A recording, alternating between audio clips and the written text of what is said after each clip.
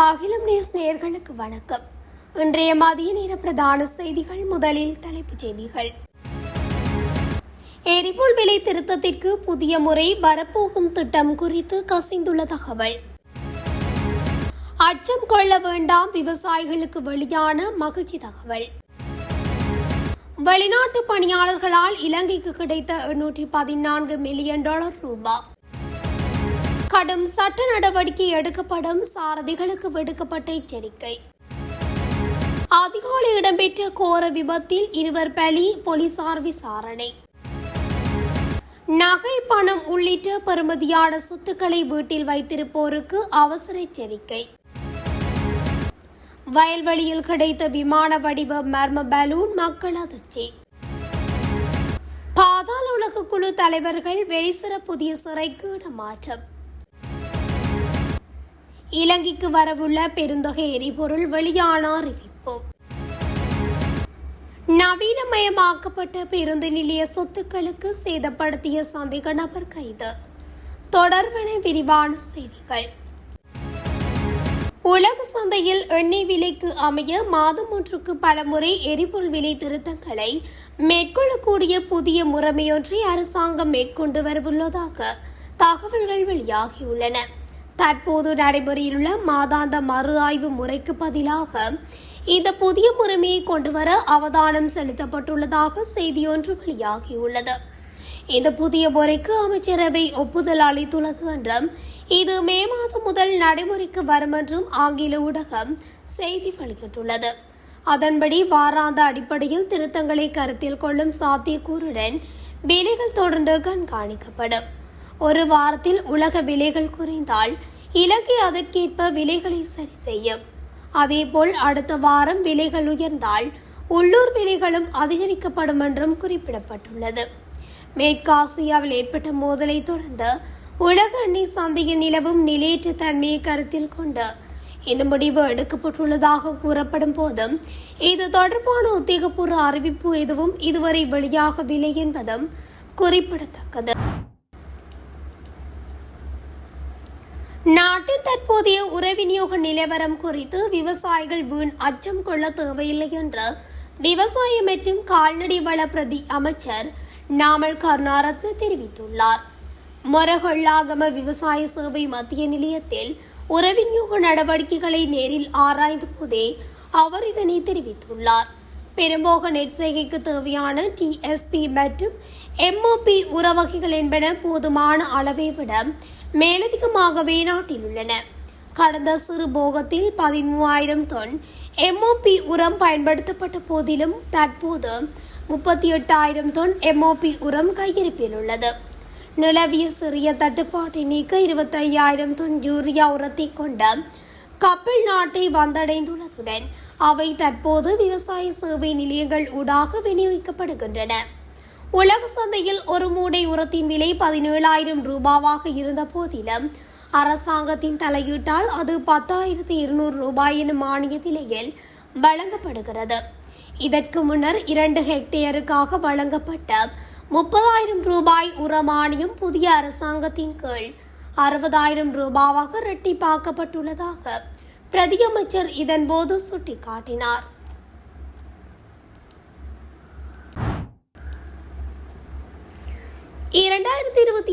ஆண்டு மார்ச் மாதத்தில் வெளிநாட்டு தொழிலாளர்களால் 814.8 மில்லியன் அமெரிக்க டாலர் இலங்கைக்கு அனுப்பப்பட்டுள்ளதாக இலங்கை மத்திய வங்கி தெரிவித்துள்ளது. மத்திய வங்கியினால் வெளியிடப்பட்டுள்ள சமீபத்திய அறிக்கையில் இந்த விடயம் குறிப்பிடப்பட்டுள்ளது. 2025 ஆண்டு மார்ச் மாதத்தில் இலங்கைக்கு கிடைத்த வெளிநாட்டு வருமானம் 693.3 மில்லியன் அமெரிக்க டாலர்களாக பதிவாகியிருந்தது. இதன்படி 2026 ஆண்டு மார்ச் மாதத்தில் கிடைத்த வெளிநாட்டு பணப்பரிமாற்றம் கடந்த ஆண்டின் இதே காலப்பகுதியுடன் ஒப்பிடுகையில் 121.5 மில்லியன் அமெரிக்க டாலர்களால் அதிகரித்துள்ளதாக தெரிவிக்கப்படுகிறது. 2026 ஆண்டு ஜனவரி முதல் மார்ச் வரையிலான காலப்பகுதியில் வெளிநாட்டு பணியாளர்களால் இலங்கைக்கு அனுப்பப்பட்ட மொத்த வெளிநாட்டு பணப்பரிமாற்றம் 2.29 பில்லியன் அமெரிக்க டாலர்கள் ஆகும் எனவும் மத்திய வங்கி குறிப்பிட்டுள்ளது. இது கடந்த ஆண்டின் இதே காலப்பகுதியுடன் ஒப்பிடுகையில் 26.5% அதிகரிப்பு எனவும் அந்த அறிக்கையில் மேலும் தெரிவிக்கப்பட்டுள்ளது. புத்தாண்டு கால பகுதியில் போக்குவரத்து விதிகளை மீறும் சாரதிகளுக்கு எதிராக கடும் சட்ட நடவடிக்கை எடுக்கப்படும் என போக்குவரத்து முகாமைத்துவம் மற்றும் வீதி பாதுகாப்பு பிரிவிற்கு பொறுப்பான பிரதி போலீஸ் மா அதிபர் தெரிவித்துள்ளார். போக்குவரத்து விதிமீறல்கள் தொடர்பான வீடியோ ஆதாரங்களை பொதுமக்கள் சமர்ப்பிப்பதற்காக விசேட வாட்ஸ்அப் இலக்கம் ஒன்று அறிமுகப்படுத்தப்பட்டுள்ளது. அதற்கமைய 0704555600 வாட்ஸ்அப் இலக்கம் அறிமுகப்படுத்தப்பட்டுள்ளது. பொதுமக்கள் தாழ் அவதானிக்கும் போக்குவரத்து விதிமீறல்களை காணொலியாக பதிவு செய்து இந்த இலக்கத்திற்கு அனுப்பி வைக்க முடியும். புத்தாண்டு கால பகுதியை முன்னிட்டு இன்று முதல் இந்த விசேட கண்காணிப்பு நடவடிக்கைகள் பலப்படுத்தப்பட்டுள்ளன. வீதி விபத்துக்களை குறைப்பதற்கும் பாதுகாப்பான பயணத்தை உறுதிப்படுத்துவதற்குமான ஒத்துழைப்பை வழங்குமாறும் பொதுமக்களிடம் கோரப்பட்டுள்ளது. சாரதிகள் மதுபோதையில் வாகனம் செலுத்தல், அதிக வேகம் மற்றும் அபாயகரமான முறையில் முந்தி செல்லுதல் போன்ற செயல்களில் ஈடுபடுவதை தவிர்க்குமாறு போக்குவரத்து முகாமைத்துவம் மற்றும் வீதி பாதுகாப்பு பிரிவுக்கு பொறுப்பான பிரதி போலீஸ் மா அதிபர் தெரிவித்துள்ளார்.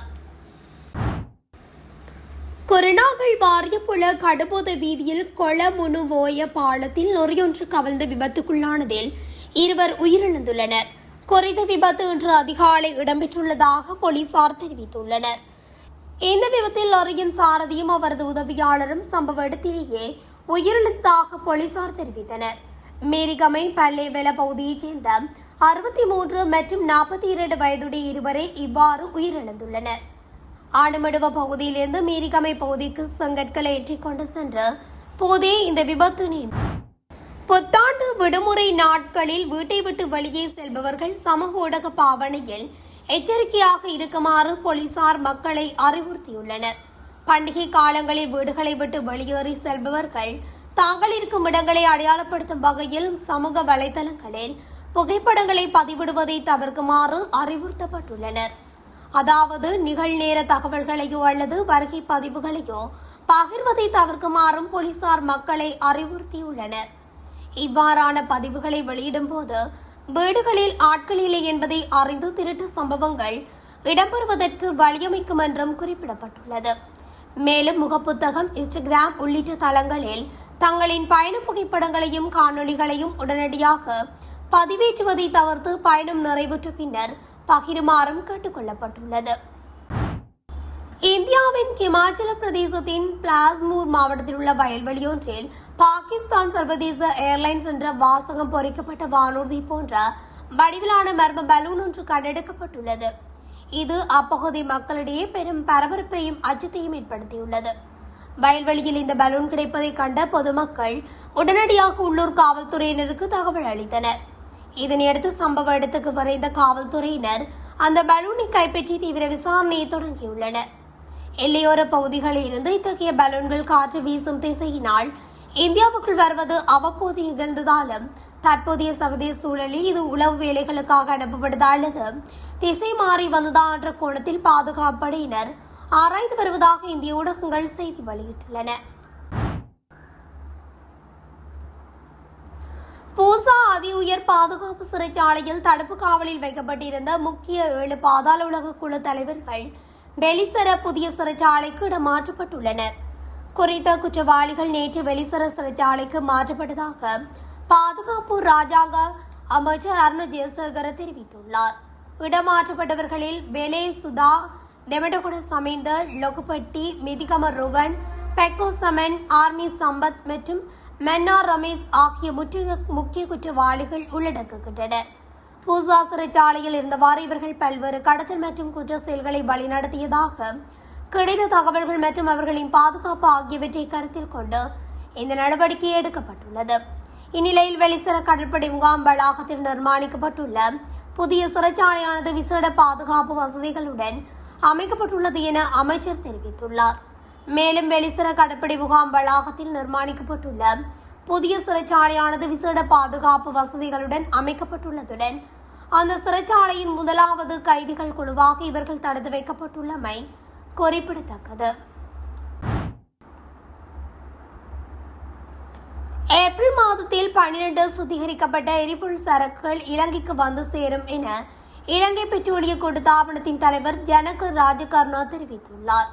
நாட்டில் போதுமான எரிபொருள் கையிருப்பு எவ்வித பற்றாக்குறையுமின்றி பராமரிக்கப்படுவதாகவும் கோரப்பட்ட சரக்குகள் திட்டமிட்டபடி வந்து சேரும் என்றும் அவர் வலியுறுத்தியுள்ளார். அத்தோடு 30,000 மெட்ரிக் டன் உலை எண்ணெய் சரக்கு ஏப்ரல் 13ஆம் தேதி வந்து சேரும் என எதிர்பார்க்கப்படுவதாகவும் அவர் கூறியுள்ளார். இதற்கிடையில் இன்று நள்ளிரவு முதல் ஏப்ரல் 18 வரை பெட்ரோல் இயங்கும் வாகனங்களுக்கு QR குறியீடு இன்று எரிபொருள் வழங்கப்படும் என்றும் நேற்று பெட்ரோலிய கூட்டுத்தாபனத்தின் தலைவர் குறிப்பிட்டுள்ளார்.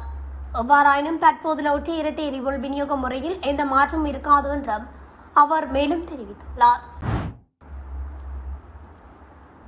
அண்மையில் புனரமைக்கப்பட்ட புறக்கோட்டை மத்திய பேருந்து நிலையத்தின் சொத்துக்களுக்கு சேதம் விளைவித்த குற்றச்சாட்டின் கீழ் 33 வயதுடைய சந்தேக நபர் ஒருவர் கைது செய்யப்பட்டுள்ளார். கல்லணை பகுதியில் வைத்து காவல்துறையினரால் இந்த சந்தேக நபர் கைது செய்யப்பட்டுள்ளார். கைது செய்யப்படும் போது அவரிடமிருந்து திருடப்பட்ட பொருட்களில் ஒரு பகுதியை மீட்கப்பட்டுள்ளதாக தெரிவிக்கப்பட்டுள்ளது. குறித்த சந்தேக நபர் நீதிமன்றில் முன்னிலைப்படுத்தப்பட்டதை அடுத்து எதிர்வரும் ஏப்ரல் மாதம் 17ஆம் தேதி வரை அவரை விளக்கமறியல் வைக்குமாறு நீதிமன்றம் உத்தரவிட்டுள்ளது. புறக்கோட்டை மத்திய பேருந்து நிலையம் அண்மையிலே நவீன முறையில் புனரமைக்கப்பட்டிருந்தமையும் குறிப்பிடத்தக்கது. இத்துடன் அகிலம் நியூஸின் இன்றைய மதிய நேர பிரதான செய்திகள் நிறைவடைகின்றன. தொடர்ச்சியாக செய்திகளை அறிந்து கொள்ள அகிலம் நியூஸ் ஊடகத்துடன் இணைந்திருங்கள். நன்றி, வணக்கம். அகிலம், மாற்றத்திற்கான மக்கள் குரல். இந்த வீடியோ பிடிச்சிருந்தா லைக் பண்ணுங்க, கமெண்ட் பண்ணுங்க, ஷேர் பண்ணுங்க. மறக்காம கீழே இருக்க பெல் ஐகானை கிளிக் பண்ணுங்க.